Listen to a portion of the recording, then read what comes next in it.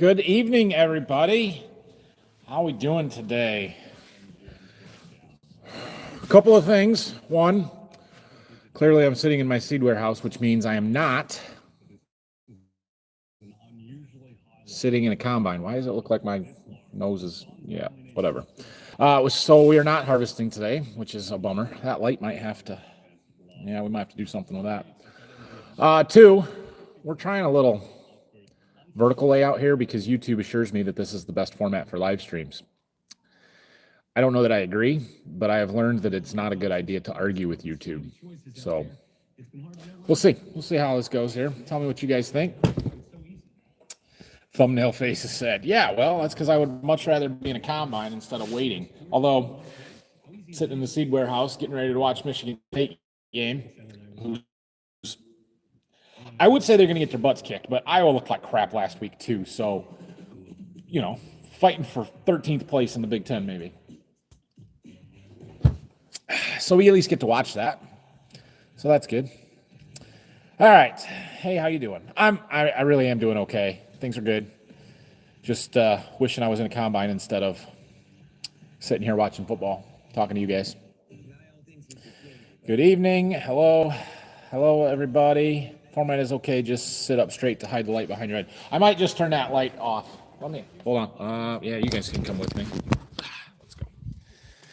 I should just turn a little bit. That would probably have been better, but we'll just turn that row of lights off. And now it'll be dark and you'll be able to see me.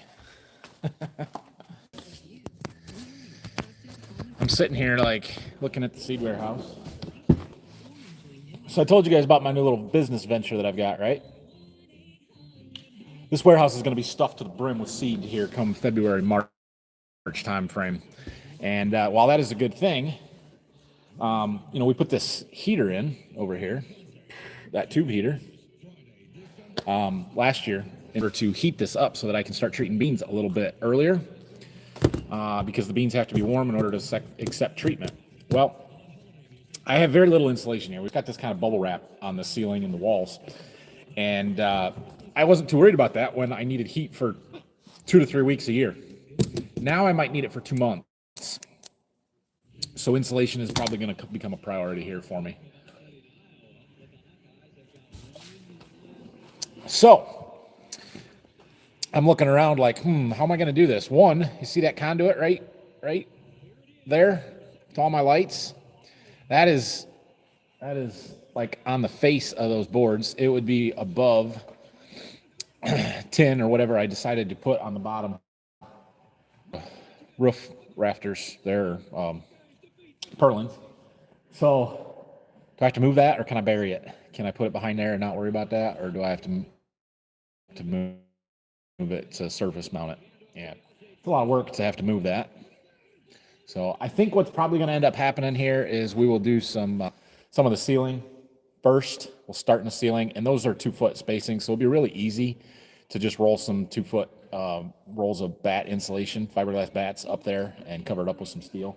Do like a section at a time, and at least get something. Start there. The vast majority of the heat loss is going to be through the ceiling, so if we can fix that up, that'd make a big difference. And then we'll worry about the walls later. And the walls have these big wide spacings. That's 41 inches between those boards there. Fiberglass bats is going to be pretty hard to do, so we might have to look at spray foam, which I know spray foam is the best, but it's the expensivest too. So, all right, where are we at? Format, oh yeah.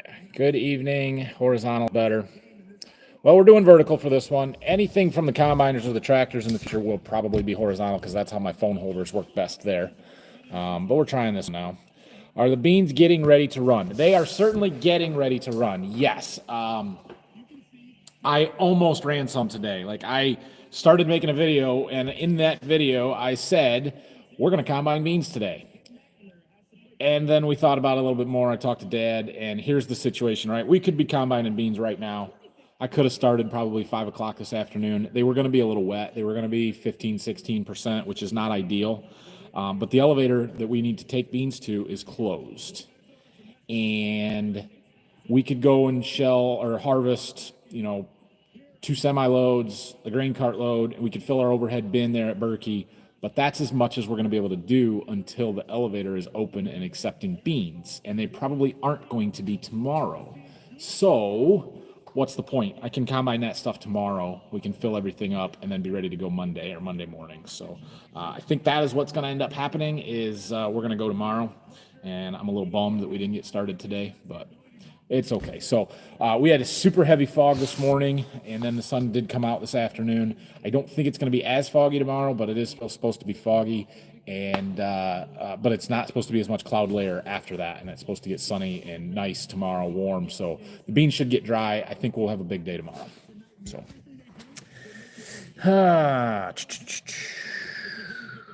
Prefer the full screen. Well, it is full screen. It's just vertical full screen. See, the problem is my camera is up here. Your text is way down there, and so I'm not looking at the camera when I'm trying to read. Is that bad? Whatever. What's going on? Starting beans tomorrow or not? Yeah, Scott, hoping tomorrow. Yeah, you just heard that.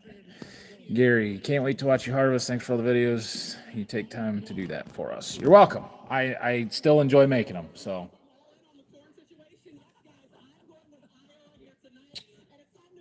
Game's getting ready to start, so we're going to be bouncing back and forth. See, I've got my TV mounted up here. I think my sister's at the game. I haven't talked to her, but and not here, but something that's in Colorado beans. The logistics of bulk beans doesn't work for me unless guys are going to come and pick them up, and nobody's going to come and pick them up. So no, I'm not going to do that. Would be kind of nice for us, but our farm's order is not nearly enough to justify bulk beans. So, nope. Gonna be lots of boxes. Let's see. How many boxes are we gonna end up with? I don't have a calculator sitting here. I could end up with close to 15,000 units of beans in here. Divided that by 40, and that's about how many boxes. That's a lot. Plus the corn. What kind of truck are you thinking for the new trailer? Chevy, Ram, or Ford? Yeah, I am almost exclusively looking at Chevy or GMC, a 1-ton Duramax. I can't bring myself to buy a Ford. I can't do it. I would consider a Ram, but I'm not a Cummins fanboy like most people are, and I really like my Ram half-ton. I don't know that I want a diesel. So pretty heavily leaning towards a Chevy 1-ton.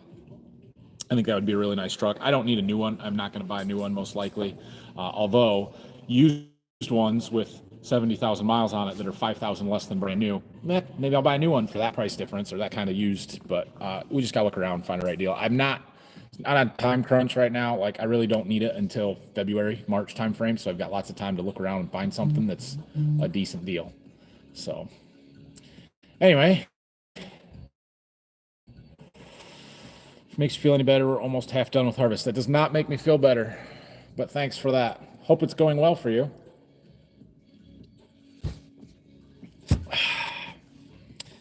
Central Ohio, we were at 14.3. Was it super foggy there this morning, Russell? Yeah, I'm sure that tomorrow the beans will be dry, and we could be combining right now. Like I said, we don't have anywhere to go with the beans today or tomorrow because the elevators are closed because nobody's running. And so it doesn't do me any good to combine them a little wet today when I can wait until tomorrow and see if they're drier. They should be. So how's your double crop beans doing? Pretty good. I looked at them maybe earlier in the week or last week one day. They got a long ways to go yet. The pods are flat, but they're potted up really well. There's a lot of them there. The stand looks great. They're tall. They look like the best double crop beans that I've ever raised. When we planted those, I told you the goal was 30, but anything over 20 is a win. And now I'm pretty well convinced they're at minimum of 40, and it is entirely possible that we might have 50 bushel double crop beans, which is just unheard of. I've never, ever raised 50 bushel double crops. One year I think we had a field that need a new sign for the warehouse, the company that shall not be named. You mean that company? That sign over there? Yeah. I'm playing that up a little bit. I think it is hilarious. New joint venture business deal here that I have is being a warehouse, and I get to treat the beans, and it's a really it's just really funny. It's a confidentiality clause that says without the prior written approval of any publication. promotional material promotion that I do for years, and now they want me to go the other way. Don't even say her name. Just don't even say it. Are you kidding me right now? And they are, basically, because the salespeople that I work with are like, we'll sign the paper right now. Just tell us where we need to sign, kind of thing. And I'm like, well, hey, it's your guys' deal. So they're kind of two separate divisions of the people that I've been working with, and I think it's hilarious. So I'm going to play it up and pick on them. Anyway, for your new trailer, put a gooseneck hitch on your semi and put with that. Well, see, I could do that, right?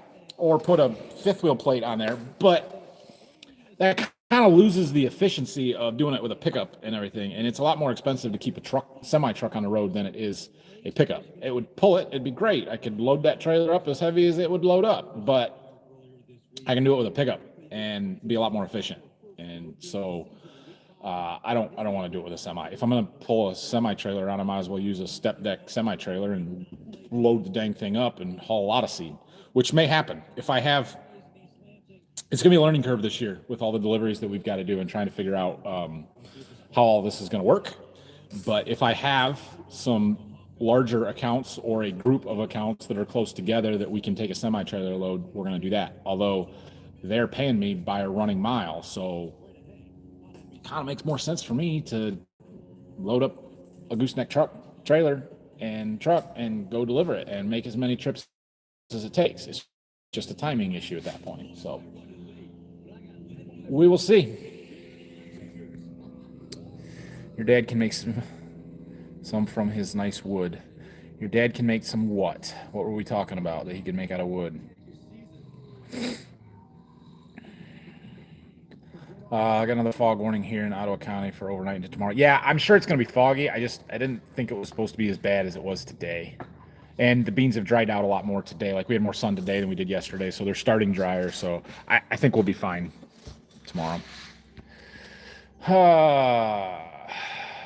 Nothing happening in Fort Wayne. Guessing Monday we'll have activity. I talked to a buddy of mine just south of Fort Wayne. They had gotten started last week, one day, so we're getting a little bit done. What made you decide on a PJ trailer? Other brands close in the running? Yeah, let's talk about it. So there's a trailer place, kind of the opposite corner of the county that I live in here. I started there. They sell SureTrack trailers. I priced them out, looked at them. They're fine. They did not have anything in stock. It was going to be 6 to 8 weeks to get one. Not that that really matters to me because, again, I don't really need it till February. But I got a price from them.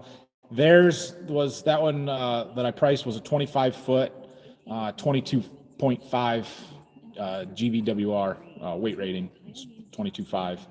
So that's kind of where I had started looking. I also got a price from them on a 25-foot with a 25.9 weight rating. And then went to another place that I thought sold trailers and they didn't. So then I ended up at the place where I did buy it, which is one's that way and the other one's that way, opposite directions, right? And they had a lot of stuff in stock. They sold 4 different brands. They had the PJ, they had the Big Tex, which Big Tex and PJ are owned by the same parent company. So they're not the same trailer, but they're similar.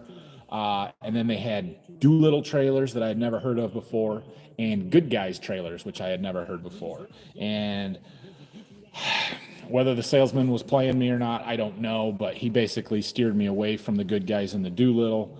And I kind of got the idea that they were kind of a bargain brand, and they didn't look bad by any means.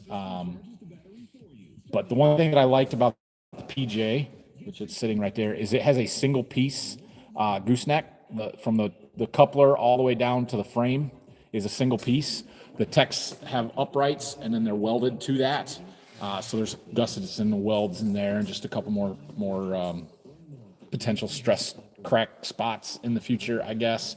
So I like that about the PJ. In doing my research, I found that the PJ is just a little bit heavier built than the Big Tex, which if you're in my situation is a good thing. If you're like hot shot or hauling and you need to be able to carry every pound you possibly can on your trailer, that's not necessarily a good thing. You want it to be lightweight.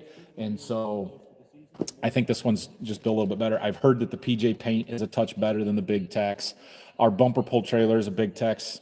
Paint hasn't held up great on that. So I know that none of them are good on the paint. I just thought this one might be a little bit better. Plus, the other big thing was this is a 25,000 pound trailer, and it was for a 25 footer. It was within a couple $100 of the 22.5 of the SureTrack that I looked at before. So it's a heavier trailer. I ended up going with a 30 footer because it literally was $350 difference between a 25 footer and a 30 footer. So I thought, well, it might come in handy sometimes. I don't think it'll be a big problem. I don't know. Getting it around here and seeing how long it is, I'm like, ooh, that's long. Maybe I shouldn't have done. So that's why I settled on the PJ. I did look, there was another brand, Moritz, that I really liked the looks of when we were down at the farm show last week. There is one dealer that is close to the dealer where I ended up buying this one, but that guy, I showed up there and it's like a sign on the guy's barn at a farm, and there's one trailer in the yard, a dump trailer, and I could tell it wasn't a good sign. And then I talked to the guy. He's like, "Yeah, I haven't got anything in over a year because they're all too expensive." And he was not the most peachy fellow in the world. So I kind of passed on that. The next closest dealer is east of Cleveland. It was a long ways away. They did have some on hand and some prices online. They were more than the prices for these, so decided not to go that route. So anyway, that's how I ended up on the PJ. Nothing special about it that I know of. I've heard good things about Corn Pro, Kaufman. There's dozens of trailer manufacturers. I'm sure they're all very similar. This is the one that I could get locally, and I think is a little bit better deal from a specs standpoint versus price. It was for the 25K of this one versus the 25K of the SureTracks that I priced. This one was probably $3,000 cheaper.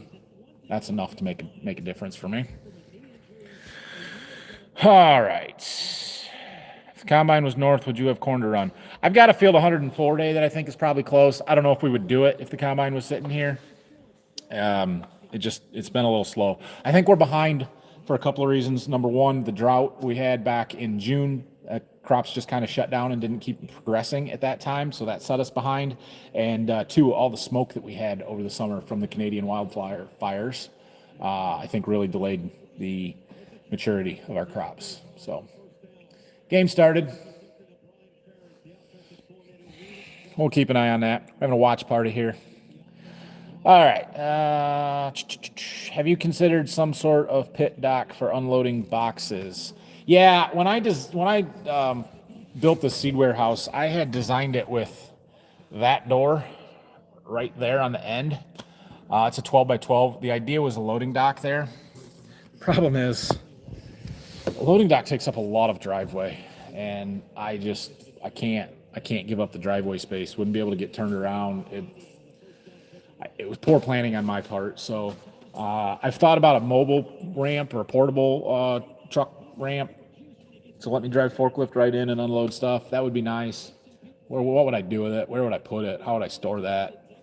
They're expensive. It's not the end of the world. Sometimes truck drivers don't like it when they have to push boxes to the back of the truck, but that is their job. So, a friend of mine is running beans in Springport, Michigan, or 14. Nice, good. Ours might be 14 right now too. Connection is real spotty on my end. Hopefully it's just me. I'm sorry. Let's see here. Let me try and open the door because I'm not even using the Wi-Fi. I have good Wi-Fi, but it doesn't always work through the door. I've got full bars of 5G. It should work. If I open a window. Let's open a window. It won't do anything. There's a cell tower right there. It's right there. I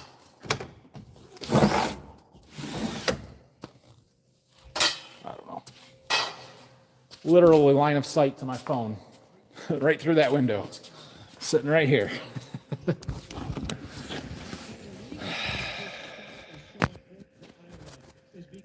Yeah, sorry guys.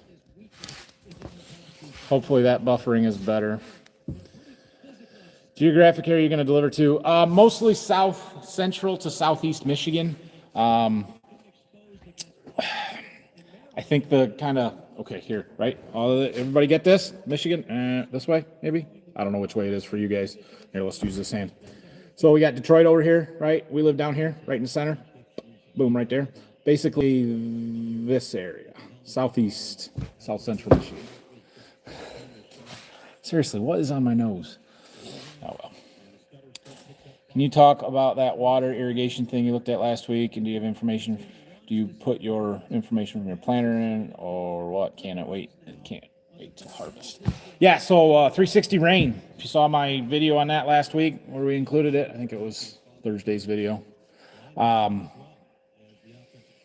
That thing is really cool. You can Google it, 360 rain. You can see kind of how it works and the concept behind it. But yeah, essentially we put a GPS receiver, RTK GPS receiver on our planner, which I'm like, I already have that. Why do I need another one? But they tell me I need another one. And it records the planner passes in that field. And then the RTK on that machine kind of follows the planner passes. And it just autonomously waters the field. And it just runs. And I think it is brilliant. And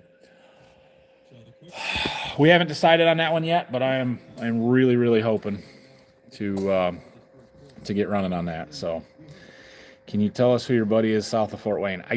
I'm not going to throw his name out there. If he's watching and says it's okay, yes, but I'm not going to do that. Oxford County in Ontario, our corn just started a black layer, 200 CHU. I don't know what a CHU is, but I'm assuming it's a growing degree day or a heat unit behind this year. Yeah, it's about where we are too. It's just behind a little bit. Do a raised dock. Use your forks to bring items down. Give them something to dock. Could do with pads. Could do. What's the difference between a raised dock where they get something to back up to and just lifting them off the back of the truck? Good evening. Connection is better now. Good. How's it going? Good evening from Pennsylvania. Good evening. When do you plan on starting harvest? Hopefully tomorrow, Hayden. Hopefully tomorrow. I was hoping to be in there today. Beans were just a little wet. They were hanging wet. When I looked at them at about 2 o'clock, I figured they were 16%, which we could run them. The pods were cracking open and they were threshable, but we can't get rid of them because the elevators are all closed for the weekend. And so it didn't make any sense to fill everything up today and then not do anything tomorrow. So we decided to not do anything today, let them dry a little bit more, and fill everything up tomorrow. So that's the plan. We'll see how it goes. But watch for that video Monday morning. Or go follow me on Instagram, because I'm sure that we'll post on Instagram. Can't wait until harvest is in full swing. Keep the action going, and I'll stay safe. Thank you. Yeah, I am excited for harvest to get started. I don't know the last time that we did not start harvest until October, and that is going to happen this year. I need to go back and look. I'm sure that I can find that in my records, my John Deere stuff, but it has been a while, I think, since we've gotten that late to start. And I just keep going back in my mind, like, do you guys remember last year? We started sort of early. I don't remember what the date was exactly, but from the 26th of September until November 3rd, I made a video every single day. Weekends, every day. 31 of them in October. And that's because we were harvesting every day. I think I was in the combine every one of those days. So we had an unprecedented stretch of dry weather during fall harvest last year that let us do that. That's unusual. Usually we have some rain delays in there somewhere, kind of like this week was a rain delay, right? If it took us that long to do it last year and we were running every day, how long is it going to be before I'm done with harvest now? Like, I'm already like, oh, crap, we're going to be still shelling corn in December. And maybe I'm wrong. I don't know. Last year we had a lot of bushels to deal with. We probably won't have quite as many this year, although we're still going to have good crops. So, yeah, I don't know. Cut beans at 2 o'clock, 18%. Where at, Kurt? I believe that. Drought mean the 8R might share cart duty if it stays dry. Potentially, but I wouldn't plan on it. It's already down to Berkey, so we won't have to make that return trip. And I don't know where we're at hours-wise on that tractor, but we should be less hours at this point in the year than we had on it last year. And if I can keep it at 400 hours, I'm happy with that. The 8RX certainly is nice with the tracks, but also it has the machine sync stuff in it that the 8R does not. So I doubt it. Unless it turns...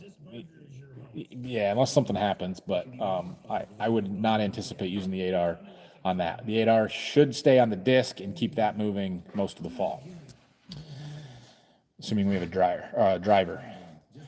Nice. I'm from Osseo, Michigan. We're maybe 4 to 5 days out. Really close. Yep, you are. Corn heat units, Canadian terminology. I've never heard of a corn heat unit. I've heard of a heat unit, but the C threw me off there. Okay. Did the propane tank conversion get finished? It works. I had heat.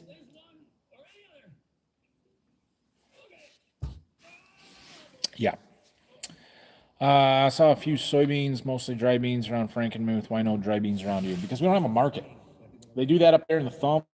I don't know why their climates and or soil types are more conducive to dry beans than ours are, but essentially I don't have anywhere to sell them, and they do. That'd be the biggest reason that I can think of. Those guys up there are used to more specialty crop stuff because of the sugar beets and everything else that they're doing, so that's normal. Where here it is corn and soybeans and wheat and very little else. It's just the way it is. So, Defiance, Paulding County line, fog didn't help. Sunday will be better. Yeah, there you go. You're not too far. Good evening from Wakefield, Ohio. Good evening. Well, Michigan State held them to a field goal, so that's a good start. Yeah. All right, guys, I'm caught up on questions. What else you got? You can go walk around the seed warehouse a little bit. I'm going to need another Saturday night beverage pretty quick.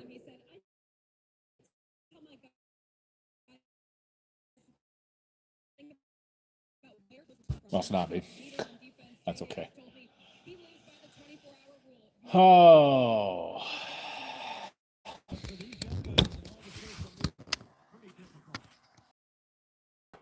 Hey, look at that. Ugh. All right. So if you haven't watched the last couple of videos, I got a new gooseneck trailer here. 30-foot PJ, 25,000-pound trailer. It's going to be really nice for hauling seed and putting boxes on. It's going to be really tempting to load it up, but it's still way too heavy. I bet I could fit 10 for sure, maybe 12 boxes on there. It'll be way too heavy, way too heavy. 6 to 8 maybe.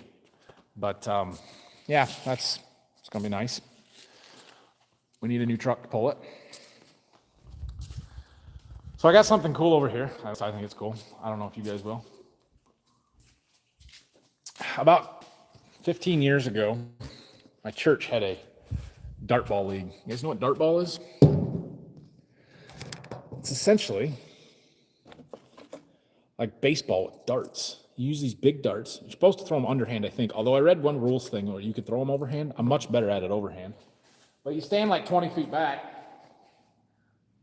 and you throw it at the dartboard with the idea of like, get a single, double. I got an out because I suck at it. I'm really bad at this game. But anyway, I used to be on this league at church, and we had this dart ball board there, and when I say I was in this league, I mean I played a few times with them when I was in high school, I think. And they were cleaning out the church this summer, getting rid of stuff, and this was in the pile. I'm like, I'll take it. So I got a dart ball board. So sometimes I just come out here and throw darts. It's kind of fun, actually. You're supposed to stand 20 feet back. I haven't measured a throw line yet. Close. Also close, but both of those are outs. This game is very hard. That's what I found just throwing darts out here, is that I am very, very bad at it. Uh-oh, we've got company.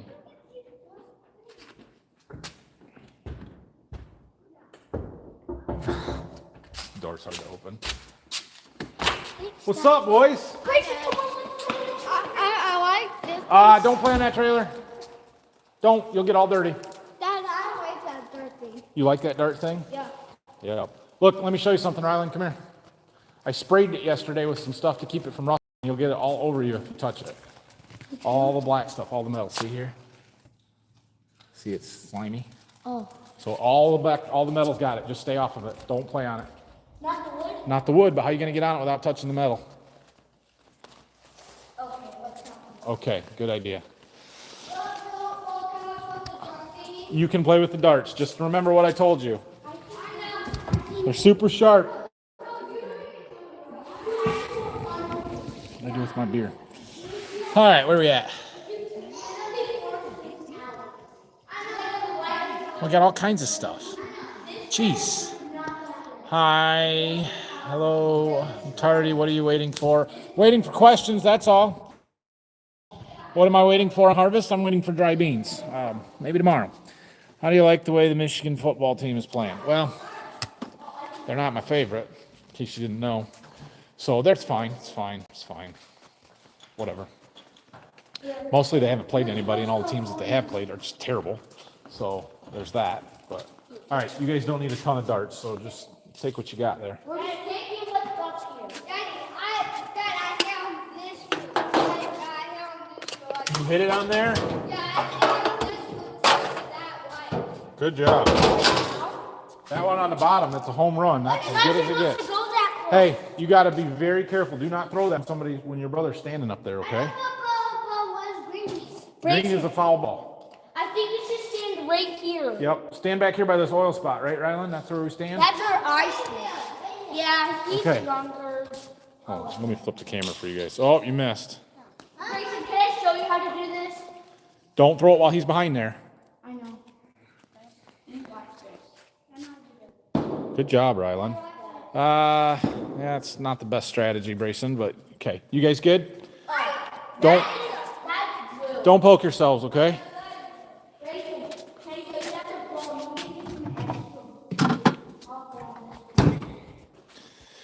All right, back to me. Is the old gooseneck for sale? Well, here's the deal with that old gooseneck. One, I don't own it, so that is a farm asset. This one, a XL Seeds asset. That old gooseneck is on its third life. It started life as a triaxle grain box dump that my grandpa bought in 1978. It's a 78 Schuster that he used to haul grain to town. At some point, I believe in the late 80s, early 90s, my uncle Dan, converted it into a flatbed, triaxle flatbed with a hydraulic dovetail, really super nice for homemade kind of deal. That was good, but eventually the axles got bent on it. It sat for several years. He just wanted to do home run. Home run? Yeah, I made it right. Be very, very careful with your darts there. I don't like you running with them. Home run. That's awesome. Good job. Daddy, because it was spinning it and it barely landed on the white. Good job. Yeah. Okay. It's our Walk. first home run. Yeah, it is. So the axles got bent. It sat for a while until Dad and I pulled it out. We sandblasted. It used to be yellow. Sandblasted it, painted it up nice. Took the dovetail off. Took all the hydraulic pump and everything because they didn't work very good at that point. Welded the extension on solid. Put new decking on and put a couple of new axles under it. We should have put heavier axles and went with. Huh? I just wanted our number one. Good job. Went with a tandem dual axles instead of singles. So I got two in a row. Okay, good job. But it is what it is. It's been a decent trailer. The brakes don't work great. The lights don't always work great. The deck is still in pretty good shape.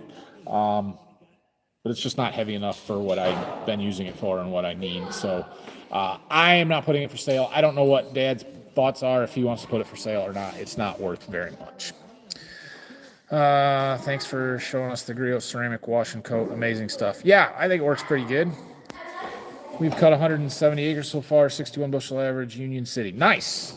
That's good. I'd be happy if I had a 61 average. I think our beans at Berkey, where we're going to start, should be at least that good, if not a little better. I'm kind of hoping for 70. We'll see. That may be optimistic. But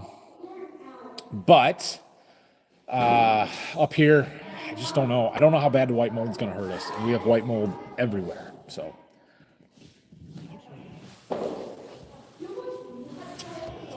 I assume since it moved up to the top of the list, you think Rain 360 is bigger ROI than a Haggy. Yeah, I don't know. The tough thing is, they're both expensive. A Haggy is double what the rain 360 rain would cost, even for a used one, not for a new one. So that's a lot bigger investment. Honestly, what I'm hoping happens and what I think is going to happen is we're going to buy that 360 rain and buy a drone, a T40 spray drone. And then I can kind of bridge that gap and use the spray drone to do what I need a Haggy to do now and delay that sprayer purchase by a year or two. We'll see. I don't know if that's going to work or not. We always have typically been the kind of people that wait till after harvest and see where things are at, how our yields were, and then decide. I landed on number 3. 3, good job. Dad, what does blue mean? Blue is a ball. That If you get 4 blues, it's a walk. I made 1 blue. Okay. The 360 rain deal, we're not going to be able to wait till after harvest. We're going to have to make a decision before that because they're going to move on to somebody else. We've got maybe a couple of weeks here. So we're trying to figure out some stuff with pump sizing and what the extras, the peripheral stuff is going to cost us. And I got an extra dart, so I mean that 3 darts. Ooh, okay. What if I win on the white every time while it's my turn? Every time. That's really good. Yeah, I know. How much would that be? So much home runs. Hold still.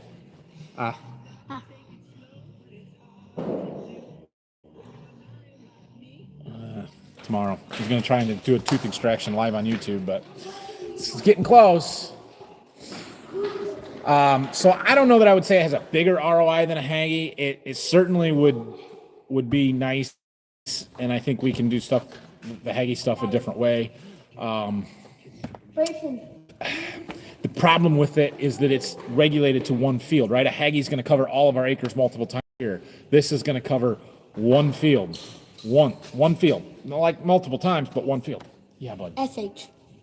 Sacrifice hit. Good. Yep, fine. I didn't get The the red? P. I didn't get, yeah. A DP? Yeah, you don't want a DP. That's a double play. I got the other red. That's good. Iowa's quarterback, hurt. Looks serious. He's not putting any weight on it. I feel bad for him. However, he is a Michigan transfer, so. All right.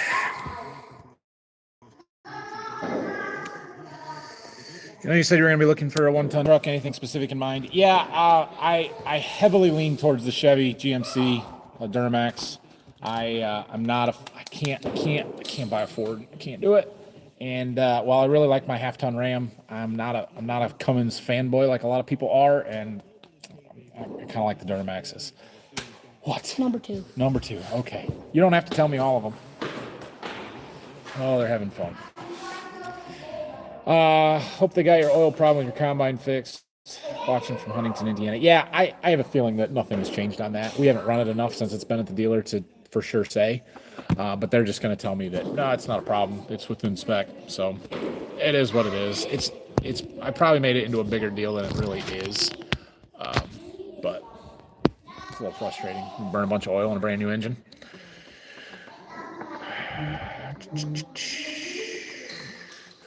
The new trailer, when are you going to paint the man lift green yellow so it won't clash badly with the new equipment? How's the new grass looking? The new grass is not sprouted. It has been 2 days, so I didn't expect it to be. It's got a nice rain on it though, so it should grow good. As far as painting the man lift, that's not going to happen. It does need a little bit of work. We got a hydraulic hose we got to fix on it, so it might make it into the shop sometime this winter. We got to get it back. I really need to use it. Do some insulation in my roof. That's what I would like to get done here. Launching from Markle. Small world. Markle, Indiana, huh? That's about the small town where I was talking about earlier. I almost came down to your trailer place there, but I didn't. Buddy of mine farms just south of Markle there. How far will you be going to deliver those extra beans you took out? Well, when I tried to throw on the dirt. I don't like you bringing this over here, especially running. Well, when I threw over the dart, I threw over the board and it got stuck to the seed board. Seed box? Yeah. You didn't throw it into the box, did you? No. Okay. Hey, Dad. What? I got blue. Good job. My first blue tonight. Okay. So how far? I don't know exactly how far the farthest person is yet. I'm going to guess that most of the deliveries are going to be 50 to 75 mile range one way. So it's not a lot of close stuff. There's going to be some miles put on here. We're going to be hauling a lot. So I have talked to 3 different people that would be willing to do some of these deliveries for me, that either drive in my truck and trailer or have their own truck and trailer that they can deliver with. And I think we'll be fine. We'll make it work. But this is a fairly large commitment that I took on, and I think it's going to be good for everybody involved, really. Good evening from Muskegon, Michigan. Thanks for watching. You're probably going to want 4,500 Chevy for that trailer. Crew Cab Duramax 3,500 is only rated for 20,000 pounds. That's not true. I've already looked up the specs. What does black on the white mean? Black on the white. Yeah. What are the number? What does that mean? That's the numbers, like 1, 2, 3? No, like on the 2 on the white. What does that mean? Oh, the big one in the middle. Oh, 2BS. That's a two base single. That means any runners, and you get to get a single. Yeah. Daddy. What? I landed on PH, but it fell off. PH? P-H-E-O. No, P-O. PO? The one that's other right. DH? Yeah. I landed on P-O-N. DP. DP. Dad, look, I didn't take a ball, but it fell off. Yeah. So that's Please good. don't bring these over here. Okay. Okay. I didn't since I remember you telling me that. Thank you, Brayson. I briefly looked at 4,500 trucks. That's not going to happen. Also, I've heard a rumor. I don't know if it's true or not, but I've heard a rumor that you don't have to stop at weigh stations if you have single rear wheel truck. So we're going to get a single rear wheel truck and not do a dually. But just so you know, the 1-ton dualies with a diesel engine are rated up to 36,000 pound pulling capacity. Getting on a trailer without touching the metal sounds like a challenge. Yeah, I'm surprised they stayed off of it. How's the Volvo doing?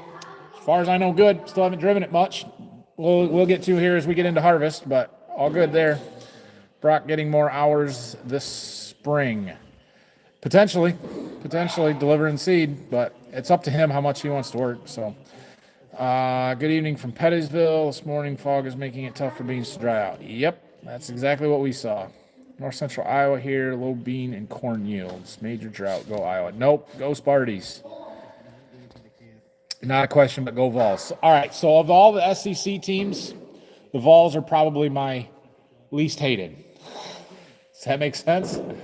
I have a sister that went to grad school at Tennessee, so we sort of cheer for them more than me, but I don't have a problem with Tennessee. Although they have a Michigan transfer quarterback too. It's disgusting.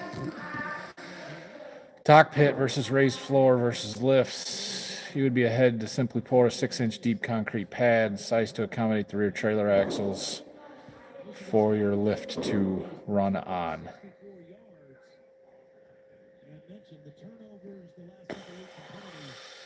Lift? What are we talking about? A lift? Like a mobile ramp? Maybe.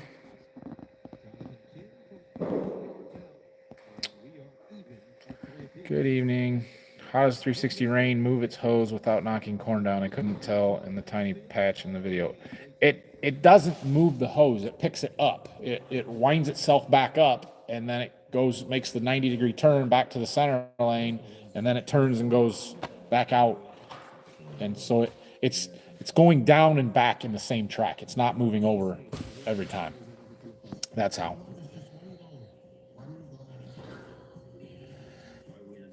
Thanks, Mike. You're going to use your new trailer to haul equipment. Well, not really, because there's not a lot of equipment that we could haul on it. And I know everybody thinks we should haul our equipment back and forth to Berkey, but that would be so much less efficient and take so much longer than just driving it.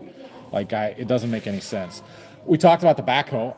I could legally haul the backhoe on there as long as it's not too high. We'd have to measure the height.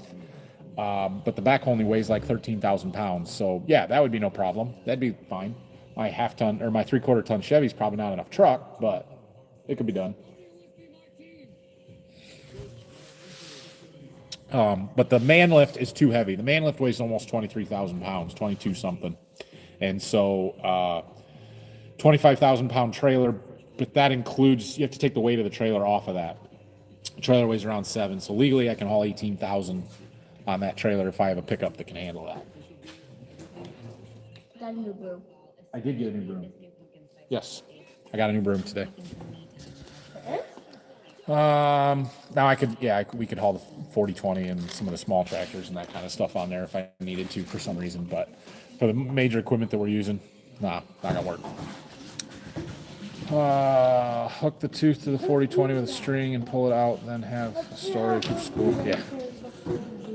Yeah. Do you have any hobbies like the guitar? I do not play the guitar.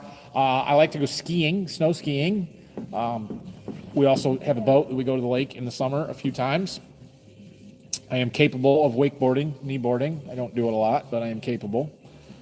Not a lot. What? You need to buy another one of those. Another one of what? Another one of those. Oh, those spray? Yeah. Okay, noted. Where did you get the electric floor sweeper?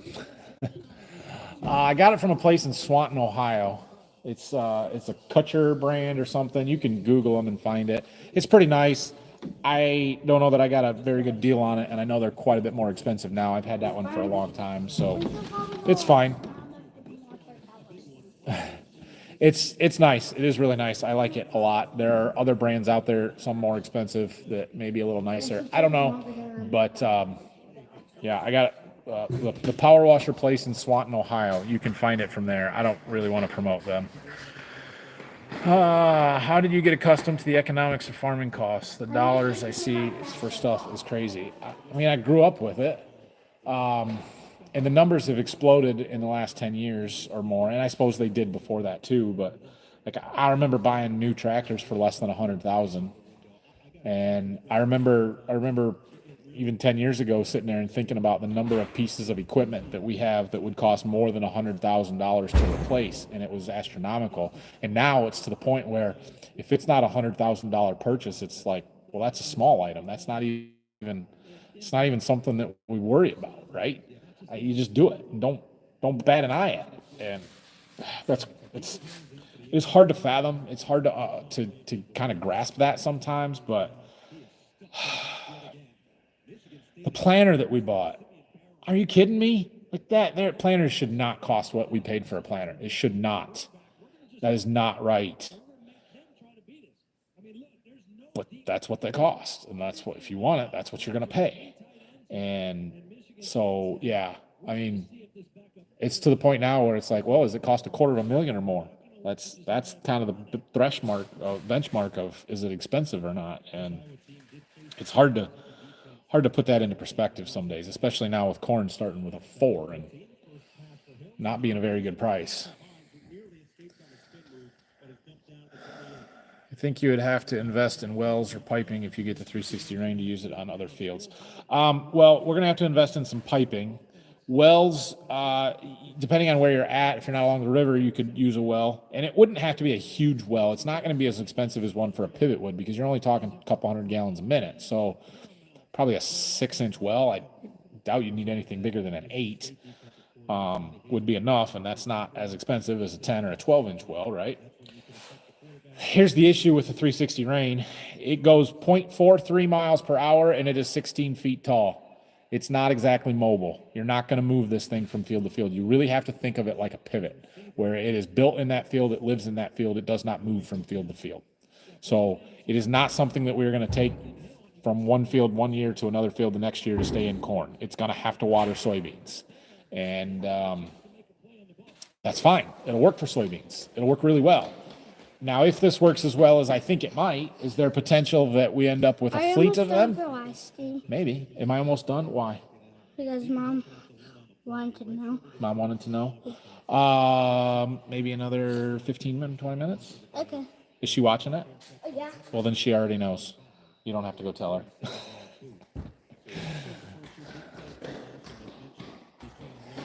All right. What engine transmission is in your Chevy? My Chevy truck has got the 6-liter gas. I think it's a 6-speed transmission. I don't know, whatever it came with. If you're going to spray from the wall, might as well the roof. Yeah, I thought about that, but the spray foam is 3 times the cost, and there's no advantage to it in the roof, right? I get the air sealing on the walls and how much it tightens everything up, but there's no gaps. There's nothing for it to seal up. So I don't think I need it on the ceiling. And I think I can save that cost by using bats and do it a lot cheaper that way. I seriously considered having somebody come and spray foam in the whole dang thing. But I don't know. I mean, the barn is 6,300 square feet, right? We're 70 by 90. But the ceiling's on a slope, so you got a little bit more. So if you figured 6,500 square feet, how thick would you have to put it on the ceiling? I would think you'd want 2 inches, right? So 2 inches times 6,300, so you're up to 12,600 board feet, I guess, at an inch, or 2 inches thick. The one guy told me it was $1.20, which I think is a really good price. I think that's a great price for spray foam. But at $1.20 times 12.6, you're looking at over 15 grand just for the ceiling. I don't think I can justify that when I can do bat insulation a whole heck of a lot cheaper. So, yeah. Get a Kodiak. What ballpark figure did you get for the 360? We got one for 150 just for the unit itself, but that was a couple of years ago as well. Yeah, they've gone up. They've gone up since then. They're over 2 now. What are we waiting for? We're waiting for harvest to start. We're waiting patiently, except not quite so patiently. I forgot what I titled this. That's why people keep asking me what we're waiting for. We are waiting for harvest to start. That was clever using the lawn sweeper. Surprised it didn't wrap up with sod wads. I was surprised it didn't sweep full of dirt. Like, I really thought that it was going to just, all that powdery dirt that I had from working it up so much would just get flung in there. So I left it all the way up intentionally to start with. I'm like, that actually worked really good. I did get some stringy stuff, the weeds that were really long that kind of wrapped up in the brush a little bit. But yeah, for the most part, that actually worked really, really well. Got a lot of that crap out of there. Dually on super singles is considered single rear wheel. You think? Could be. Your wiring is in conduit. Yes, can be behind the metal panel. Just have jiggy boxes at the outlets, etc. Keep the LP line surface mounted out in the room. Yeah, the LP line's the other issue. That one's buried up in there too. I really don't have to move that. I don't know. If I start with the far section down there, there's nothing there. There's no conduit, there's no lights, there's no electrical, there's no gas line. So we can do that one. And really the second one there's a light halfway across. Like, it would be pretty easy to move that too. And like Dad said, bury the conduit. If you got to pull the wires out and run new conduit, so what? Your conduit's it's cheap and it's not that big of a deal. So I'll probably end up just doing that. The question, just becomes the issue of I'm not going to cut a hole in it to run the cord out from. I got to thinking, well, I really should put more lights in here anyway. Like, they've been fine, they work, but it's not bright enough in here when I'm treating beans or doing anything. I should look at better lighting, and in which case I got to rewire everything anyway. I really need some ceiling fans over here to blow some heat down when I'm running the heaters, and that's going to require more wiring. So might as well just redo the whole dang thing. Stupid, but yeah. Ever gone skiing behind a 40-20? Nope, but we do have a sled we pull behind our ATV or four-wheel or our Gator sometimes. Either one. Makes sense on the least hated SEC team where QB sucks, which he wasn't our starting QB. I never thought about putting one pump in and 2 pivots on those fields along the river. So that one that we're irrigating, right? I've showed the outline of that before, but the way that it is shaped, like, you'd have to have 2 pivots to make 3/4 circles, and it's just not efficient. And I don't think it would be cheaper than what we're looking at with this 360 rain. And it wouldn't cover nearly all the field. This 360 rain will cover every acre in that field. It'll reach everything, which is more than I'm doing now with the hard hose traveler. So that's a big advantage to it, is it should make everything better. I think it'll do a better job than I can do with the hard hose, because with the hard hose traveler, right, we have to lay all the pipe out, we have to do all this stuff, and I usually will wait until one, I get my V5 fungicide sprayed because I want to be able to spray that with our sprayer and not have to fly it on. But two, we lay the pipe out when we think it's going to look like it's going to get dry, right? I may not wait until the crop's hurting to lay that pipe, but I'm waiting until it's starting to get dry. We have a dry forecast. It doesn't look like it's going to rain. All right, time to go. If you had this thing there, this 360 rain, it doesn't matter if it is dry or not. All that matters is efficient. And I can put all my nutrients on through it, and it just would be so much more efficient than what we're doing now, that I think it's probably worth it and so much easier to use. So I don't know. We will see. There's just no advantage to a pivot in this situation, in that field. If you had a spot where you could make a full circle and cover the majority of the field reasonably, I think a pivot would be cheaper and would probably be the better option. But this is not that field. It is not set up for a pivot. There's no good way to do it. And where you'd have to put the one corner or the one pivot point, you'd take so much pipe to get it there that it just doesn't make sense. It doesn't make sense. So, dock pad, large paved apron. Well, I have that. Lift, forklift. I have that too. Drivers will not be loading or unloading supervised. Do not see a reason to do more than what you are doing. Well, yeah, that's what I do. I have them back up to the concrete and I go unload out of the back of the truck with the forklift, right? Like that's how we're doing it now. So it would be nice to have a dock where I could just drive the forklifts in and not have to make the drivers push stuff to the back of the truck. That was the original plan. It's not going to happen. It's not worth it. But yeah, I agree with you. 4x8 sheets of 2-inch styrofoam stacked on top of each other for our shop. Yeah, and we have a bunch of that in our shop at the farm too. And I've considered that, right? So the ceiling, those are 2x8s. You can't buy 2-inch bat or 2-foot wide bats to fill a 2x8 cavity. You can get a 2x6, but that leaves me 2 inches. I'm like, maybe I should strip some 2-inch foam and put it in there, 1.5-inch foam, and stuff that up there, and then stuff the bats in, and it would just give me some more insulation. I don't know. It could be done. Adds a lot of cost. Same thing with the walls. Those are 2x6s on the walls. And if I was to spray foam 2 inches, then I've got a 4-inch gap there, or 3.5-inch gap, that if you put steel on the outside, you got a big air gap in there. Is that a problem? Is it not? It's probably not a problem, but it is an opportunity to stuff some more insulation in there. What if I put 2 inches of foam board against the bubble wrap, spray foamed over top of it, and encapsulated all that? That seems like a pretty good idea to me. I don't know. Maybe not.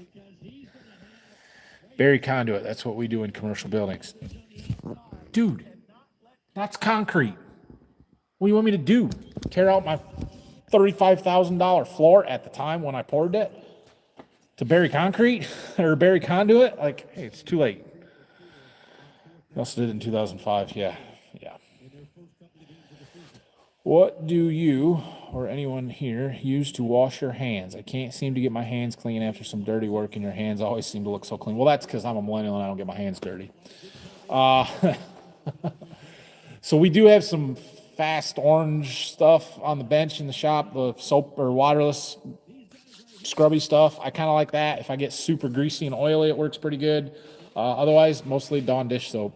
That's what I use, and sometimes you got to do it a couple of times, but that seems to work pretty good for me. Dad likes the lava bars, soap bars. Those are good there too. They're sort of gritty, but we don't always have those around. Thoughts on the Browns Fendt with LSW tires? Seems clunky to me. Tracks are superior. Yeah, tracks are superior, but those LSWs they're interesting. They're better than the old big logger tire floaters with the low sidewalk, so they don't bounce and get that road lope in them. Certainly spread the weight out in the footprint on a bean planting tractor or something that's not, you're planting into a tire track anyway. I think they'd be great. I don't know that I would want them on a corn planting tractor, but I know guys do it and they do fine with them. So it's better than duals, not as good as tracks. Still the advantage of tracks is that everything is in a narrow band, right? The tracks on our 8RX are 18 inches wide and everything is in one line. It would be better if they were 24 inches wide, but for everything but side dressing. But that's beside the point. The problem with those LSWs is they're huge. And yes, they spread the weight out, but you're also compacting a much bigger area than what my tracks are that are all in a line, straight line. So that's why I like the tracks. I was talking in insulation, not underground. Oh, bury it in the insulation. Gotcha. If you wait a minute. I missed some. Oh, right there. What's your thoughts on an air reel or wind system for a draper? I have no experience, so I cannot give you any real good thoughts or data with it. If you have short beans, dry beans, I think it would work really well. I do not think that just because you have a draper, you don't need an air bar. I don't believe that.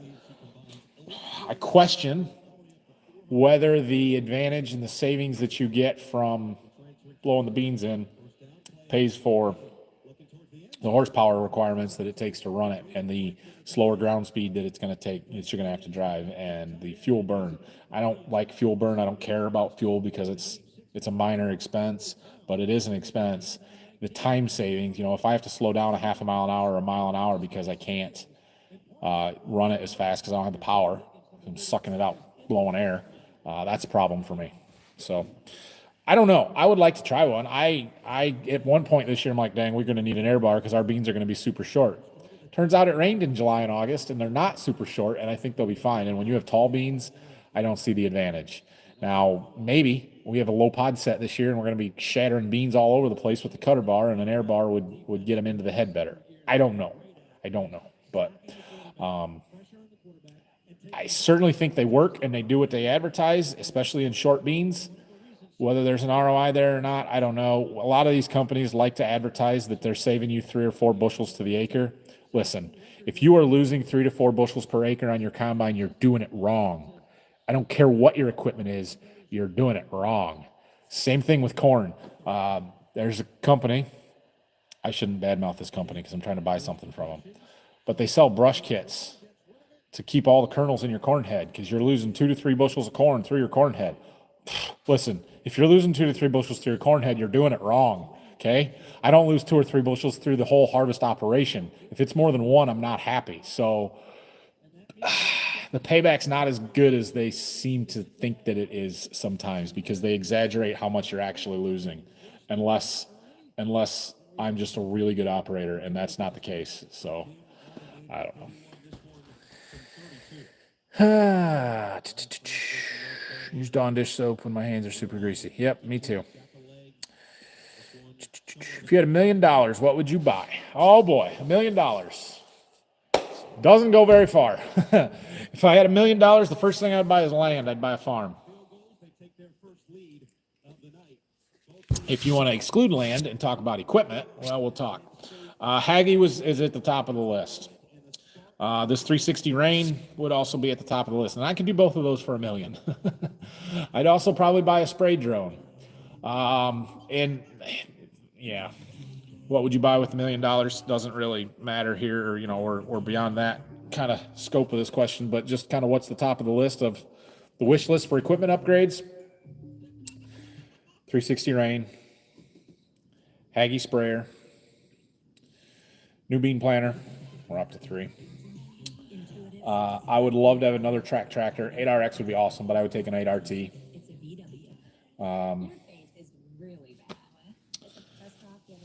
We're thinking about another semi-tractor. That covers the list. I would love to upgrade a field cultivator, a Landall disc, some tillage equipment. It's top of the list. It's way down here. It's just not at the top of that list. We don't need that stuff. It would be nice to have. Our Landall should be a much better tool going forward because it's got all new blades and all new bearings. But yeah, that one's been pretty frustrating the last few years, and I've been ready to get rid of it. And I do think the new stuff is better with adjustable gang angles and stuff, and we do a better job. But how do you justify that, right? Do you know what a new John Deere 2660 costs, a 30-footer? They're like $150,000 plus. It's just outrageous. Have you started harvesting? We have not, Dalton. I was hoping to start today, but We had a heavy fog this morning. Stuff didn't dry out enough. The elevators are closed anyway, so we're going to go tomorrow, I think, and see how it goes from there. So that is the waiting game that we are playing today. All right. Conduit buried means in the wall of the roof cavity, not in the floor. Ha, yeah. I got you. I'm following along now. We can bury it in the roof. I don't think that would be a problem. I was wondering about my wall, too, because, like, over here. Turn. Right there. See, I've got that conduit right there. And it's surface mounted coming down to the plug, but it's on top of that board over there. I don't know how to handle that. If I just leave it coming out the, cut a hole in the tin to put it around there or what, but yeah. I knew that was going to be a problem when I was hanging conduit and running all this stuff was if I ever finish this, I'm going to have to redo all of this. So the ceiling stuff is the stuff that I'm kind of like, it might be best to redo it anyway because like I said, I need more lights. I need ceiling fans. It's just, I might as well just redo it when I'm doing it. Putting the roof or the ceiling stuff up. So I don't know. We will see. But the stuff on the wall is probably good. What's going on in the seed shed tonight? Well, we're hanging out. We're watching Michigan State. They're actually winning. Look at this. 6-3. 6-3. Although Iowa scored, and when Iowa scores, your defense is having a bad day because Iowa's offense is just, it's bad. It's real bad. So, we'll see.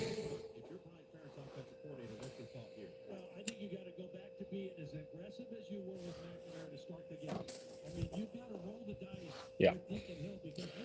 All right. So we're watching football and waiting patiently.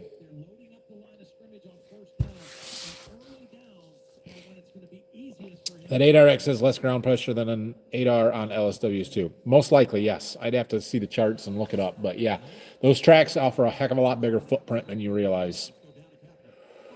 Esther wants about your thoughts on those high-speed discs. What about the Diamond Harrows? Those look cool. Yeah, again, no experience with those. I've never really seen one run, especially around here. Nobody seems to have any of those Diamond Harrows. I get the concept behind them, but they're just not found around here. It's like when you're talking to people from Minnesota about a chisel plow. Their idea of a chisel plow is just a heavy-duty field cultivator. Like they're talking about pulling 35-foot chisel plows, and I'm like, no, that's not a chisel plow. If you can pull a 35-footer, it's not a chisel plow. Like if you can pull a 20-footer, it's probably not a chisel plow, right? Our sunflower chisel was a 15 shank. It's 18 feet wide or 18.75, and we can't pull it with the 9R. We had to, it was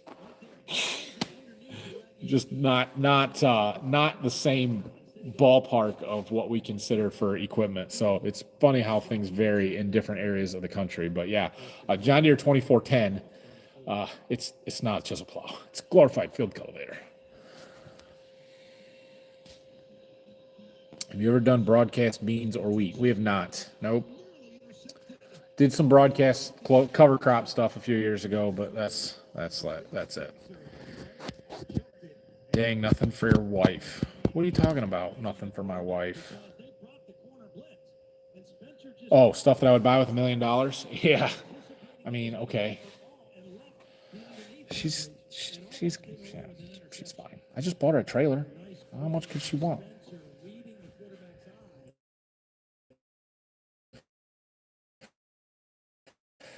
Ground just crazy. I also heard there was a farm like 2 counties from here or less miles that sold in the 25,000 an acre range, which is out freaking outrageous. I don't know if I heard that correctly, but dang. Our ground's not worth that, guys. Don't come here and buy ground for 3,000 for 30,000 an acre. It's not worth it. Yeah. There's a lot of solar panel money around the area, though, so I suppose somebody's willing to pay it. A year ago, I was looking really hard at buying a farm, trying to do that because not to get too in-depth in my financials, but I do own some farmland kind of in conjunction or in a LLC with some other people. But I was looking at buying a farm for myself. saving up for that. And I've kind of backed off that a little bit. And part of it is this investment that I'm making in my business, right? Like that trailer, potential new pickup truck for pulling it, insulation in the seed warehouse, that kind of stuff. Like I think I can have a better ROI, at least in the short term, maybe not long term, but short term here, investing in my business and myself and growing things that way. So I may not make a ton of profit year one of this agreement because of all the stuff that I've got to buy to make it happen. But from that point moving forward, it should be fairly lucrative for me, and I'm pretty excited about that. What would you change on your corn planter? First thing that's got to change this year is a better delivery system for my in-furrow fertilizer. The in-furrow nozzle that's there splattered all over the inside of my closing wheels. I did not like that. So whether we go to a Keaton style with a tube that's dropping it right on the top of the seed, a furrow jet style that's kind of got the wings putting it into the seed trench, the sidewall, something like that we got to do something better than those in-furrow nozzles that's on there now. So that's my biggest complaint. Outside of that, it's a fantastic planter. Worked really, really well for me. I love using it. The high-speed aspect of it worked really well. I really like the downforce. I like the frame weight distribution where it's pushing down on the wings. I really like my conceals. My closing wheels work good. I know that there's probably better systems out there with like a furrow force or a pneumatically controlled system. I don't know that I need that. The other thing I would kind of like to add is a air adjust for the row cleaners. It's probably not going to happen anytime soon. It would be nice. It was a pain having to get them adjusted last year. But the thing is, once you've got them adjusted, they don't change. And so I don't know that air would be super necessary. The only time I changed them once I got them set initially was when I went from planting into corn stalks, worked corn stalks, back into worked bean or wheat stubble. Made them a little more aggressive in the corn stalks. So, yeah, that'd be nice. Not something that I have to have, and that's a pretty expensive option. So, do you have a problem with white mold in soybeans? Do you know of good control methods? I, in fact, do have a problem with white mold in soybeans. We have all kinds of white mold in our soybeans this year, and I am quite concerned about what it's going to do to our soybean yields. Now, I will tell you this, all right? This is yesterday. I was out driving around with my Sound Ag rep, trying to sell some of this stuff. And I have a customer that I've been working with on the seed front for a number of years and kind of wanted to go and talk to him about this stuff. So I gave him a call before we were heading his way to see if he was around. He was not, but we had a good conversation about stuff, and I had sold him a couple of boxes of beans, or maybe just one box of beans last year. And he got to asking me questions. He's like, "Hey, what's the cyst nematode resistance in those beans and stuff?" And I told him, and he got kind of started digging into the questions, like, why are you asking me this? What's going on? And he plants a lot of beans from another company that I'm not going to name, but from another company that's really proud of their treatments, and they do, whatever. Well, it turns out he had a lot of SDS and cyst nematodes in those beans, and also white mold, and he did not see it in my beans, the box that he had bought from me. Now, there could be some genetic differences, but we have the same genetic soybean cyst nematode resistant source, that PI 88788. That's the resistant source that's in 90% plus of the beans on the market. It was the same. There is another Peking trait out there. That was not the beans that I sold him, so we eliminated that as the variable. But when he started telling me that it was the white mold as well, and I said, well, you know that the beans that I sold you had heads up on it, right? This heads up seed treatment that I put on. And he's like, oh. His other company's beans did not have that. And so when he's telling me that he's got white mold, sudden death in those beans, but not in the ones that he got from me, I think that heads up played a role there. I really think that mattered.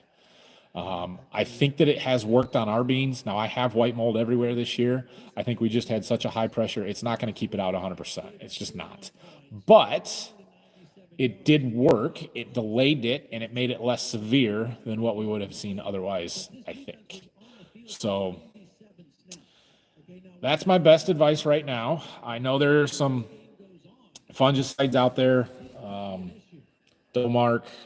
I can't remember any of the other ones. I've never used them because it's never a guarantee that we're going to have white mold. You just don't know. It's a hit and miss thing every year. And so we've never put those expensive fungicides out there. Maybe we need to look into that a little bit more. I don't know. There's a product called Contains that's like a biological you spray on in the fall to try and eat the white mold fungus so it doesn't come back in 2 years. I have no idea. I've never used it. I know some guys spraying Cobra trying to burn the beans, but really I think you're just burning flowers off at that point, and you're not, those first flowers may be the ones that get infected with white mold, so when you burn them off, you kind of prevent that, but you're dinging your yield too. So, yeah.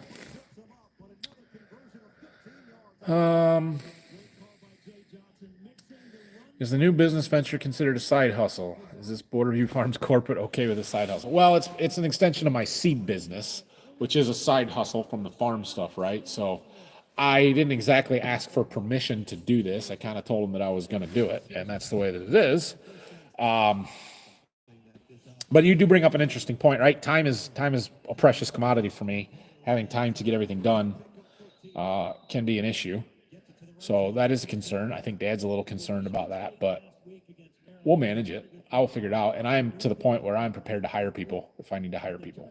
So we'll see. We'll see how it goes. Hi from Norway. Hi. Hello from Indiana. Hello.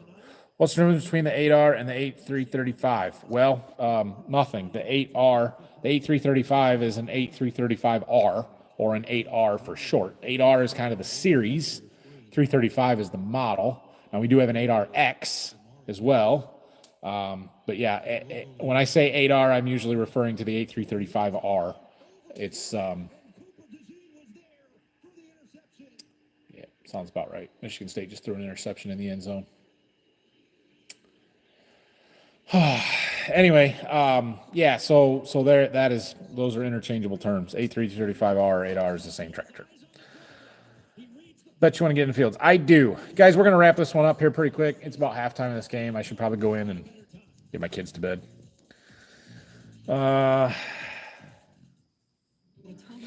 like he's kind of the customer. Yeah, so actually one of the things I told him was, I've talked to you guys a little bit about it too, but I'm working with this company called, nope, it's not on the bag, Pattern Ag, the soil sampling analytics, where they can do some predictive analytics. And he was really interested in that because he was trying to figure out why some fields were showing more pressure than others. And I said, well, I can answer that question for you. So how's the farm doing? He got hit by a tornado. He's doing okay. They had some more storms roll through back in September there, and I didn't talk to him to see how bad they got hit there, but I know he was struggling to find a builder to help fix up the house. But it sounded like they had a shop going up, and they were recovering. Just taking some time. Did you get the machine sync fixed? I don't know. We're going to find out. We're going to find out if our software updates did anything there or not. We had some issues with some latency stuff and it kicking out down to Berkey doing wheat. We'll find out if it's going to work or not. If not, well, we'll see what happens when we get back to Waldron here with it.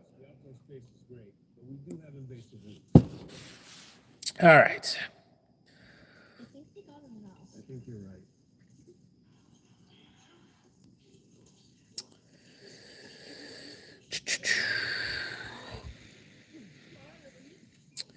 Well, from Iowa, go Hawks. Nope. Go Sparties.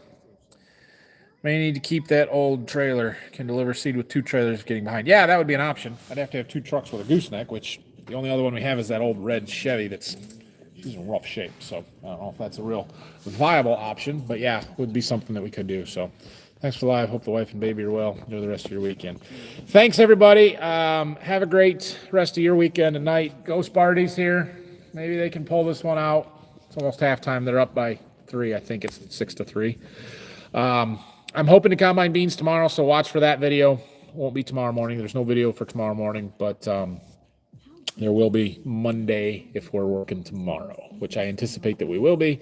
So watch out for that. So have you made any progress on the farm? I have not. I took that engine to an engine rebuilding place to have them clean up the block and stuff, and have not heard from them. They told me it was going to be 6 months minimum. That would have been in July. So maybe someday they'll call me, but we're kind of waiting for that to come back. See if we can get something done with it this winter. What's something new you would like to learn? Good question. There's a lot to learn on how to be a better farmer, right? But For argument's sake, right now, I will say the stuff that I need to pass a drone licensing test. That's what I would like to learn. Please give results of your beans and corn trials. I will do that. Thanks for the live stream from the Seed Hut. You're welcome. All right, everybody. Have a great night. We will talk to you tomorrow. See ya.